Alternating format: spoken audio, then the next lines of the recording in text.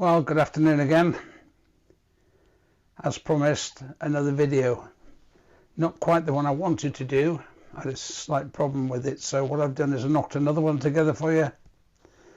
And it's from a question that was asked for me, not by one person, but quite a few, about favourite weapon, type of weapons you've used. So it's a real shame I don't have them in front of me to show you them as props, if you like. But like everybody else, even though lockdown's finished, it's not easy to do anything. So I'll talk about it, talk you through it, see what you think. So really, I'll give you an idea of the weapons I've used, where I've used them.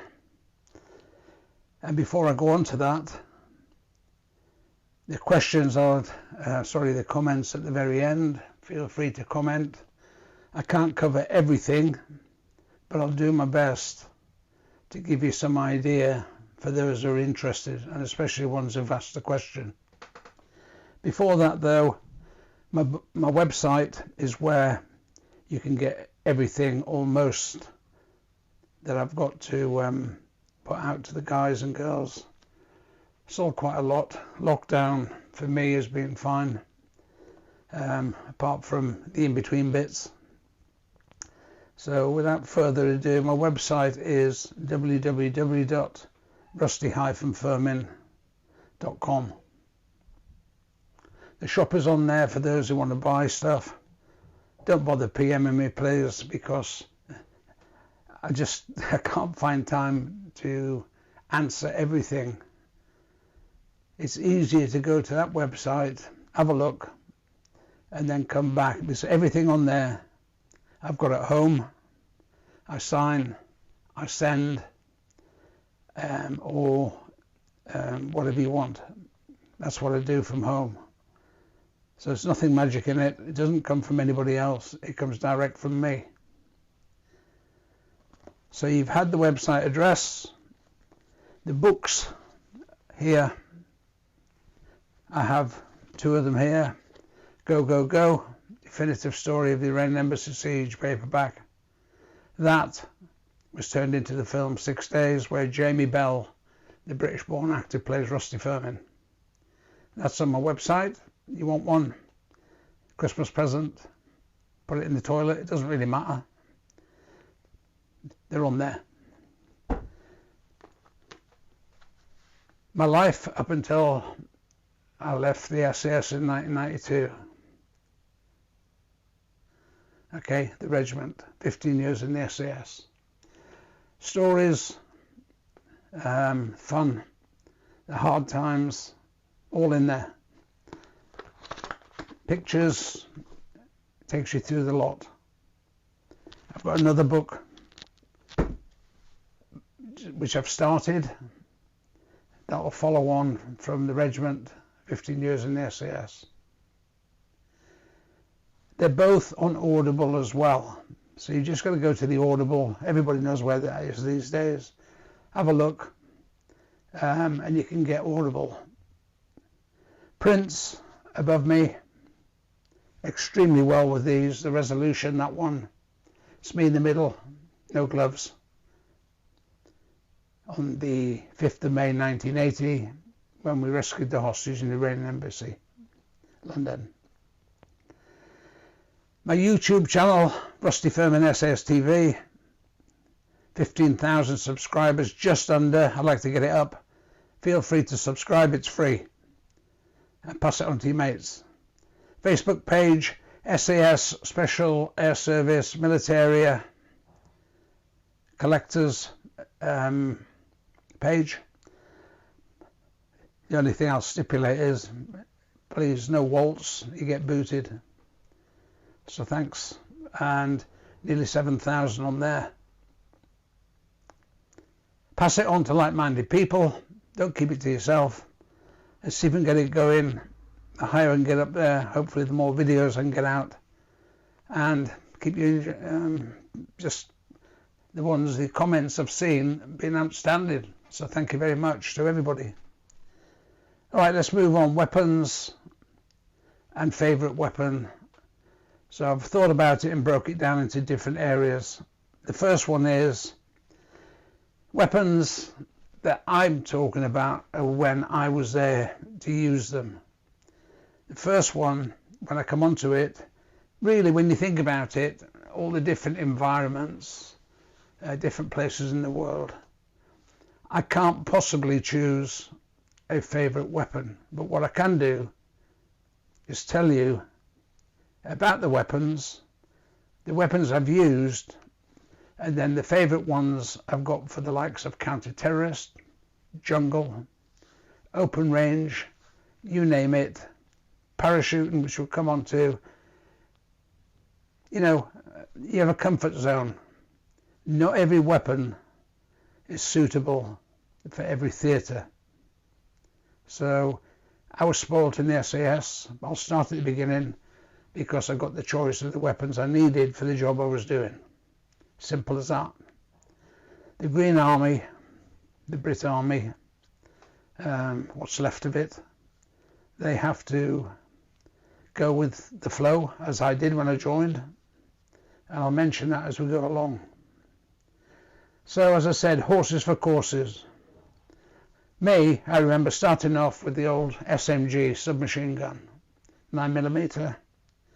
Reckon if you stood about 100 yards away, I never tried it by the way, fired it, you had a great coat on it, it would bounce off. Can't prove that either. Not very good, but it was one of the early weapons. 30 round magazine, okay to hit a figure 11 at 50 yards, much outside of that, not much good at all, but that's what it was in those days. The SLR 7.62, I thought at the time, it's the only one I knew obviously, 7.62 SLR, dependent on firer, capable of hitting targets at 600 yards, and I've used it and I've been to Bisley with it to do the shoots all those years ago. Good weapon. Robust. A bit too big for some jobs though. You wouldn't be carrying it in counter-terrorism stuff. And then come on to the pistol at the time, and my favourite was the Browning high power. What a great weapon. And that's the one I used in the embassy, or took to the embassy shall I say, in 1980. I thought that it was a great weapon. Yes, there's some Gucci ones out these days. Some of them I haven't used, so I won't be mentioning them. As simple as that really. So that was the early weapons that stood up for quite a while. But then I remember in the mid-80s, and I think if I'm not mistaken, it's probably the only time I got involved with what they call the SA-80. They've got it today, they still have it. I'm sure I think it's been upgraded a few times. But remember, I'm talking about me when I was using them. I was there on the trials at Warminster. A number of us went down. Well, you know, it's a 5.56. We were used to SLR 7.62, much bigger hitting power. But then we come down to the 5.56, same as the Armalite, more or less, everything like that. But the SA-80, lots of working parts on it. For me, well, when I went out there was never a thumbs up for it anywhere, you know. However, they're still using it, and as I say, it's been upgraded, and I don't know an awful lot about it now, but it's still being used in the British Army. Once I moved on from there, and I used the same in 2-9 Commander as well, they're the same type of weapons, but for me, you know, it wasn't the SLR and the rest of it when I was in 2-9.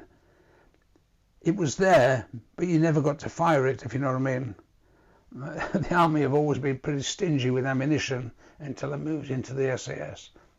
I think they used to fire it at least once a year with your regulatory, and I can't remember a few rounds. Was it 20? I can't remember. Somebody might be able to tell me.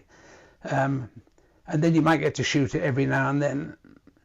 But once I left there and joined the SAS, the weaponry and everything there I'll mention right now. Again, there's no secrets in this stuff. So the MP5, okay, Hecklerkoch, great for counter-terrorist team, and I got very, very attached to that weapon. Yes, it was German made, but it was way ahead of anything else, and that's why the SAS had it. So I loved that weapon, and absolutely brilliant for CQB, close quarter battle. Different variants of that then. There was the MP5K, or Kurz as people call it. All Kurz means in German is short. So it's a shortened version of the MP5 really. And then there was the silence weapon. So there's options there for everything. You've got the MP5, MP5K, and the MP5 silenced. All of them could fire about 800 rounds a minute, or were capable of firing 800 rounds a minute. So you can see how it had a versatile sling with it, which is great. Again, I don't have the props. You could carry the weapon on your back, on the front, sling it down the side. I'm not sure from memory if it had about 8 or 9 different sling positions. One sling. It was a 3-point sling, one at the front, one at the back, one in the middle, which you could fiddle around with and make it suit yourself. So you didn't have to swap slings or anything. That made it unique. And of course you could put a torch on it to help, you know, obviously in dark areas. So a great weapon, got very attached to that. Fired 9mm bullets. As I've said, about 800 rounds a minute. Jungle, we had the options of things like the SLR, which that was in the armory, a single shot. Then we had the Armalite, AR-15 or 16. So you could take a choice of that. Again, smaller bullet, 5.56. But you could fire a single shot and automatic. I like the automatic bit. So we had the choice of that. And as you can see, the Americans did very well through the Vietnam stuff with the Alex of the Armalite and stuff. So it's a proven weapon. Not many bits to it. Strip it and clean it in no time. Robust, a great weapon, light, within reason, yeah. So, and we never had a sling with ours when we used them. We didn't carry weapons over our shoulder. You carry them in your hands. And that's how that worked. But the other one was the M203, which is basically an Armalite with the rocket launcher attached to it. I say rocket launcher, fires bombs as they call them, 40mm. When you fire them and you fire the weapon at the same time, or together shall I say, it's great, but you have to be very careful with them because they go up and down. You know, you fire at a distance and you've got trees there, they'll go off in the trees. So you've got to be careful with them, but a great tool to have in your hands. And I'd like to speak about them individually. I'm creeping through these because it's a time effect. So I used to call it an over and under. The top bit was the barrel where the bullets came out. The bottom was the launcher.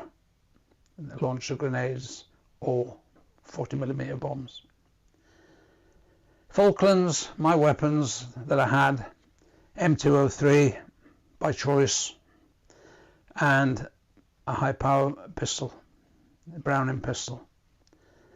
That was the two weapons I had, and I wouldn't swap them, I picked them. Weapons used in service. I'll go through these quickly. These are the weapons that I personally used. So I'm not going to cut down on these. I'm just going to skip through them. 9mm high power Browning, SMG, SLR, SA-80, AR-15 and 16, M203, Hecklerkoch, all three variants I've used.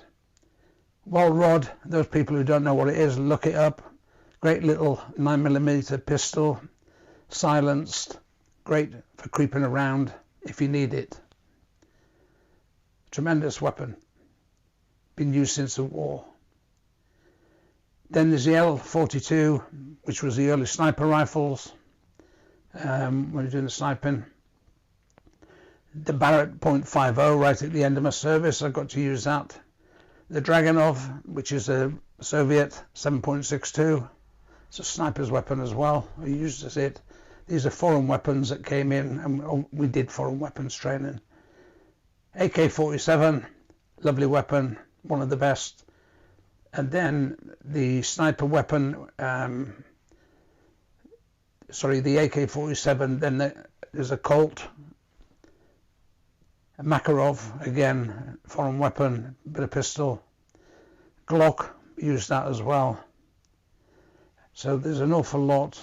And there's more than that, but as I said, it's horses for courses. My favourite weapons for the counter-terrorist team, to come on to that, was obviously the MP5. All three variants I was quite proficient with and knew how to use them well.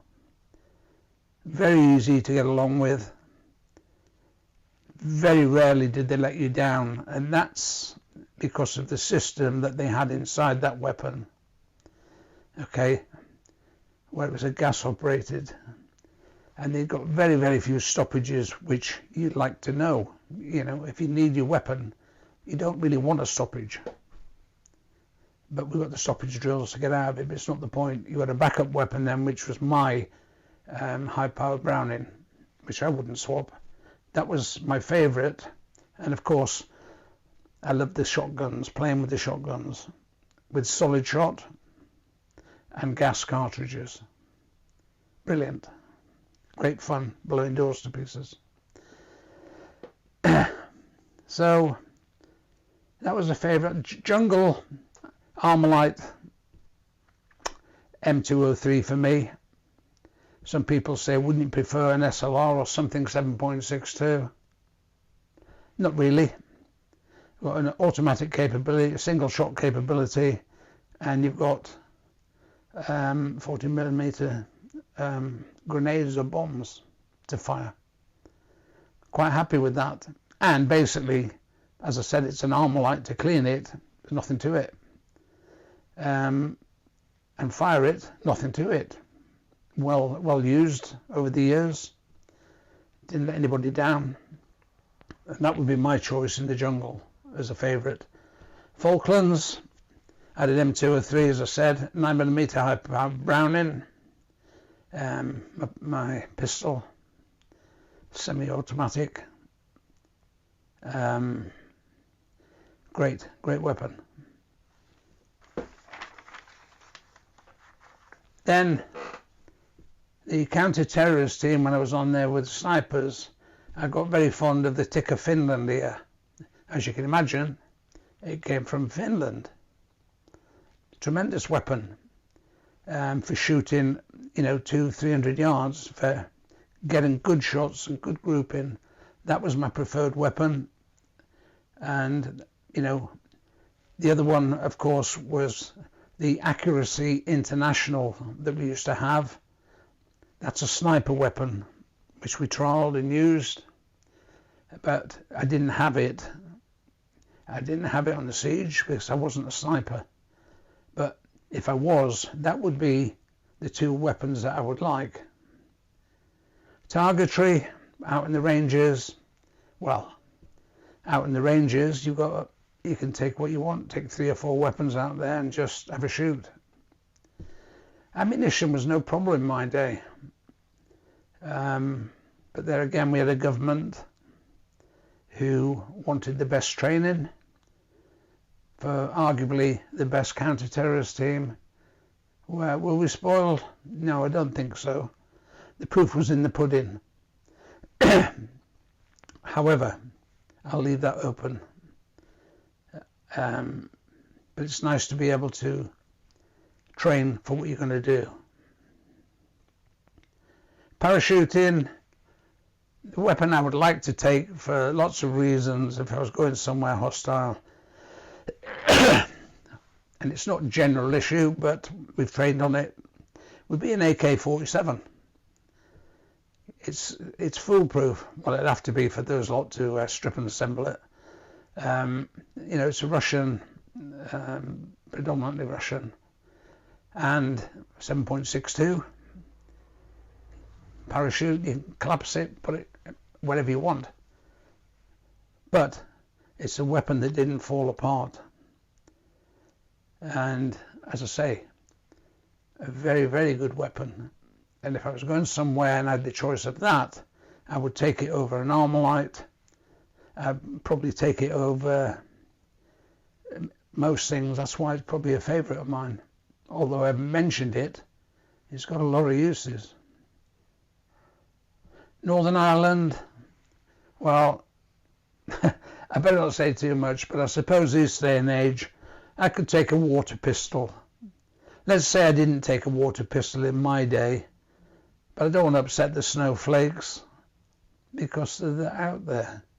But a water pistol now would be fair in this current climate, I'm afraid. And that's my opinion, and nobody's going to change it. Covert stuff, well, if you're sneaking about and you can't carry all your kit, I'd like a well rod. Have a look at it. Google it. Very easy. Silence weapon. Can't remember how many rounds, maybe 18 or 19, maybe 19 or 20, I can't remember. Something like that. And lastly, if it was the waltz, I'd discard all those weapons, especially in my day, and go back to the knuckle sandwich. So with that, that's an insight. There's a story behind every one of those things I've told you about. But I really would like to have a demonstration model here to show you properly. So I've just skipped through the weapons. There are others, by the way, that were in general use, that we trained on. I've certainly shot them. And if anybody says to me, do you know anything about weapons? I'd say possibly. And the ammunition that goes with it. Do you? Well, the insight that I've just given you, I hope you enjoy. So lastly, before I go, as normal, questions, comments, I look forward to. Website, help yourself, and I will get another video out in 3 or 4 days' time. So I'm changing them all the time, and if we can get up there to 7,000 subscribers on the page, so that would be great. And if we get 15,000, which we're just short of, that would be perfect. So thanks for your time. Hope you enjoy it. Keep an eye on what we're doing now with the veterans. Some people are going to curl up in their bed.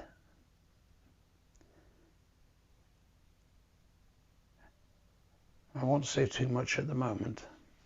With that, who dares wins. Good night.